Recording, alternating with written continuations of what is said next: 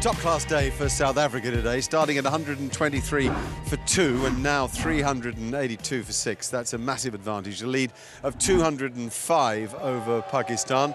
Two hard-fought days of Test match cricket, but days that South Africa have won so convincingly, it's impossible to imagine them relinquishing this position in the game. Ramiz Raja and Robbie Peterson here with me to talk about the happenings today at beautiful Newlands. Interesting pitch, isn't it?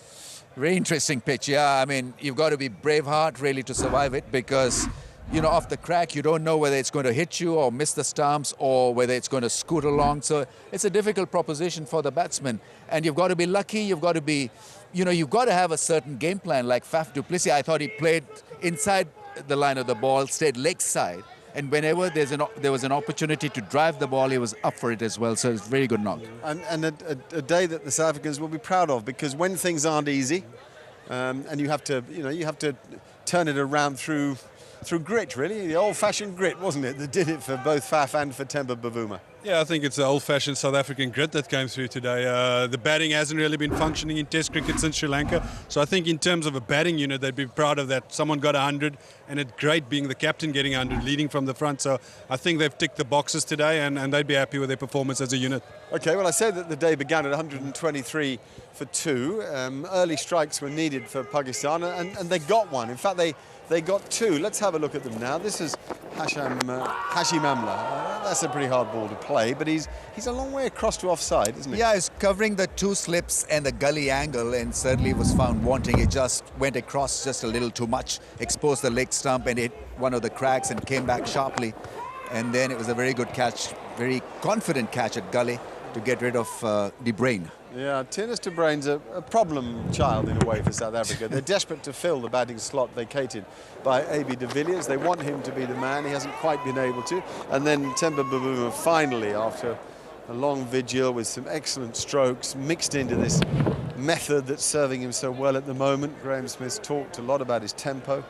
He's played extremely well in these two Test matches. I feel a bit for Tinus de Bruyne. When the axe hangs over you, it's never easy, is it? And that was the final wicket, a thin scratch from Faf du Plessis. It was reviewed and proved to be out, but not easy for Tinus. Yeah, not easy. I feel for him. He's a quality player. He gets a lot of runs at domestic cricket. I don't think he's quite found his. I thought after he got 100 in Sri Lanka, maybe that was the making of him as a Test player. But I think he's probably let himself down a little bit in terms of shot selection in his last 2 innings. But he's got the talent. He's used to getting big runs and getting big runs quickly. So I think we're desperate for him to get runs, and hopefully that can happen sooner rather than later. It's interesting, you know, that you say we're desperate for him to get runs, and that piles the pressure on him because he's desperate to get runs himself, and he knows that everybody around the place is saying the same thing. So that's very difficult. We're hoping to have Faf here in a minute, actually, but let's talk about the little opportunities that went missing for Pakistan today, because the bowling was by no means bad. Yeah, I mean, they created opportunities, and I'm just wondering why Azhar Ali has not positioned himself a little up just next to the keeper, because it happened twice. And he just didn't budge from where he was in that first slip position. Once again, a low catch that was granted by the on-field umpire. The soft signal was out, and then it was declared not out on review. But Pakistan created opportunities, didn't go their way, and so it can happen. If you're having a torrid time, if you're having a flat series, things can turn against you. That LBW looked out when it hit him, but review showed it just sneaking over the top of the bails. What about this one, and then? And then Sarfraz should catch that, shouldn't he? God, that was sitter.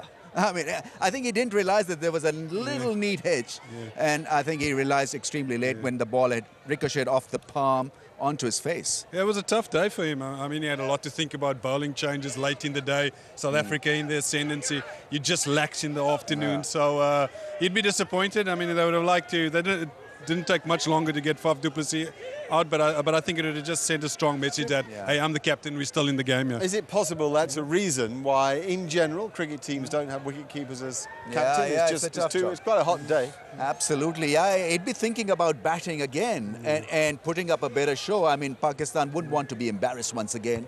And so there are a lot of things going through his mind, and it's a tough job standing up and then managing the field and managing the batting resources.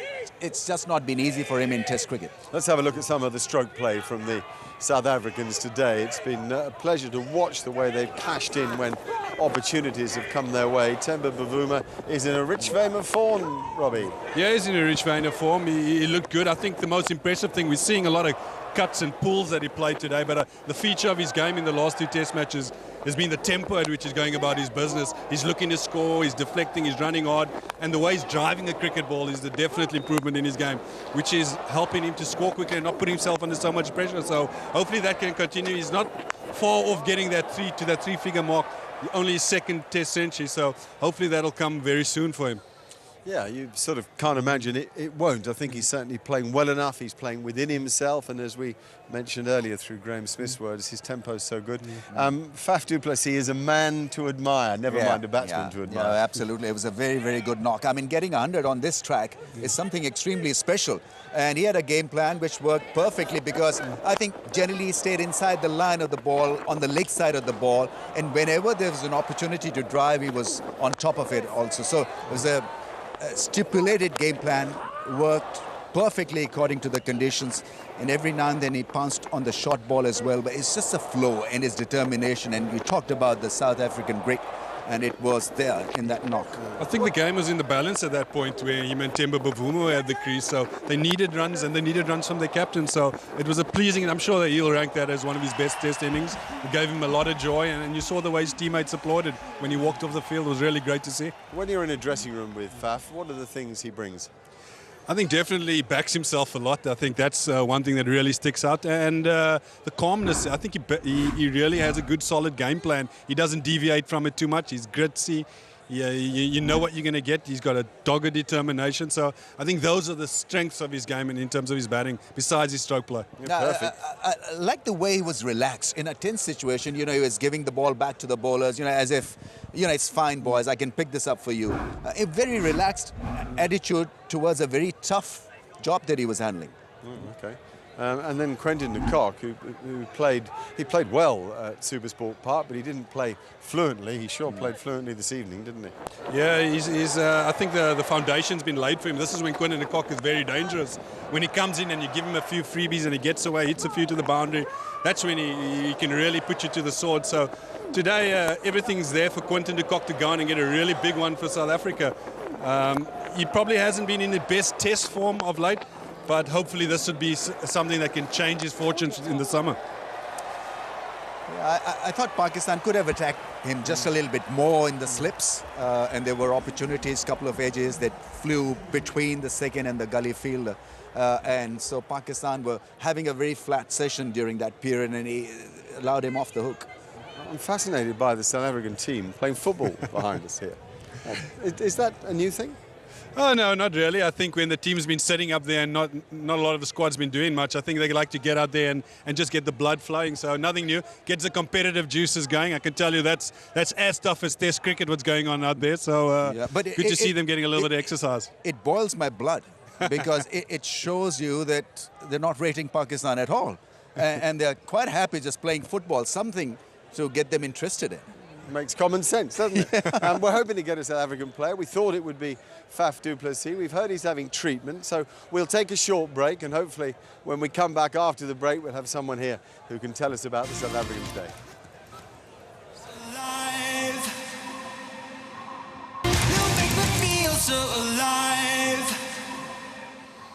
Hello again from Newlands. Faf du Plessis won't join us. He's having treatment. It should go on for another 20 minutes or so. Fair enough after that marathon and quite brilliant performance from him today. Got good support. Temba Bavuma has joined us. We've pulled him out of the football game. Temba, where were you playing? I was in the midfield. I was about to create some goals there. They're missing you. I think they've gone one down since you departed, actually. Which Premiership team do you support? I'm a Liverpool fan. Hey, having a good season till last night then. Yeah. Did you watch the game last night? I watched the first half. I couldn't finish the game, but I heard we lost. Yeah, went down 2-1 to Man City. That's going to be a fine title race, I think. One of those two sides, or maybe my team Tottenham might sneak up. You know. Tell us about that pitch. Didn't look easy. Yeah, it was quite a challenging wicket. I think Faf and myself, we tried to be as positive as we could. We tried to keep the intensity up, always looking to score. Fortunate for him, he was able to get the 3-figure mark, and I felt that I supported him sufficiently. But yeah, it was a challenging wicket. Definitely one you came back better on. As difficult in terms of uneven bounce as SuperSport Park? Yeah, I think this wicket here at Newlands was a bit quicker than the one at SuperSport Park. So with the ball deviating off the wicket, I found it a bit tricky. You couldn't exactly adjust. Like I said, SuperSport Park was a bit on the slower side, so you could adjust. And here there was a bit of variable bounce as well, which made it a bit tough playing your horizontal shots. But it was quite satisfying seeing ourselves get some runs on that kind of wicket. Yeah, you sure cut the ball well. Yeah, I mean, when you say adjust, what kind of adjustment is required? I mean, generally on a pitch like this, you're looking to defend first, and then when you see an opportunity to hit and be aggressive, then you become a bit aggressive. Is that how you summed it up as well? Yeah, I think irrespective of the wicket, you always want to be looking to score. I felt that my scoring options here were different to SuperSport Park. I didn't feel comfortable that much on the front foot. Yeah, so hence the cut shots. Yeah, so I felt anything short I could try and take advantage of. Yeah. Temba, there's been a definite change in the tempo you're trying to play. Is there anything you've done differently after Sri Lanka leading up to this series? I think it's just more the mindset. Like I said, just trying to look to score, keep that intensity up, whether I defend, whether I'm looking to run, and I think that's what's happened in my game. It's not something that I thought would happen, but I mean I'm reaping the benefits at the moment, and I'm just going to try ride with it for as long as I can. Tell us about your captain, battered and bruised today, but with 100 behind his name now. Yeah, that was a big effort by him. I think batting with him, I enjoyed it a lot. Just the talk that we had out in the middle, him being able to share his plans to the different bowlers and what we was trying to do. Mammoth effort for him, and he definitely deserves that 100 that he got. Yeah, superb innings. And finally, this is a massive advantage, isn't it? A lead of 205 with your fast bowling attack on this pitch. Yeah, to get a lead, any kind of lead on that wicket is massive. I mean, 200 obviously will take that any day. Obviously, our fast bowlers are rearing and waiting to go, and I'm sure they'll be looking to exploit whatever is out there on that wicket. Okay, Temba, we'll grab your microphone. Thank you for your time. If you could slot back into the midfield and try to drag back that goal that's been conceded. Thanks very much for your time. Good of Temba to come and join us at short notice. There it is then, Pakistan bowled out for 177, having been put into bat yesterday by Faf du Plessis. Have now responded with 382 for 6, a lead of 205. We're back with you tomorrow at 10 o'clock. We get underway at 10:30, but we do run that half-an-hour preview show, so we hope you can enjoy that with us. South Africa and Pakistan doing battle, and South Africa holding all the aces. From Robbie, from Ramis, from the mountain ranges behind us, we say goodbye. Another perfect day for cricket here. Great view there of the famous mountain range in the background. Not a good day for Pakistan yesterday, but a beauty for the South Africans. Shamamla's got to just go back. Start again. He wants hundreds. Of 9,000 test runs. He's not happy with 50s and 60s. He's not happy with 20s. 24 is not enough. Bowl him! Oh, wow! Too far across, it jags off a crack and smashes leg stump. There's the wicket they were after.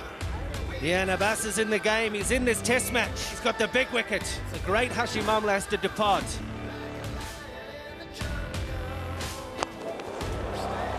That is a beautiful cover drive for 4 from the skipper.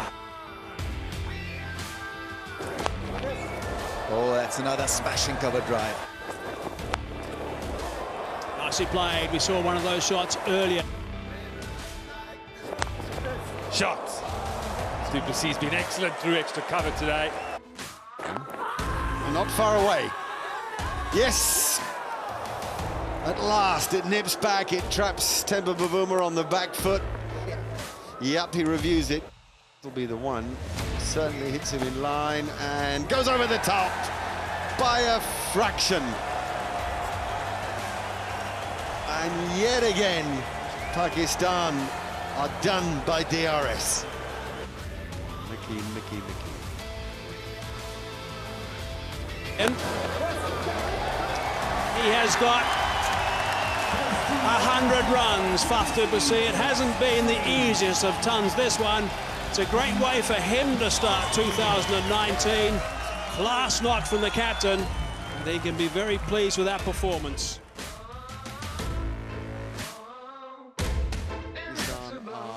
Point of no return. It's difficult to see a way back in the match for You make me feel so alive.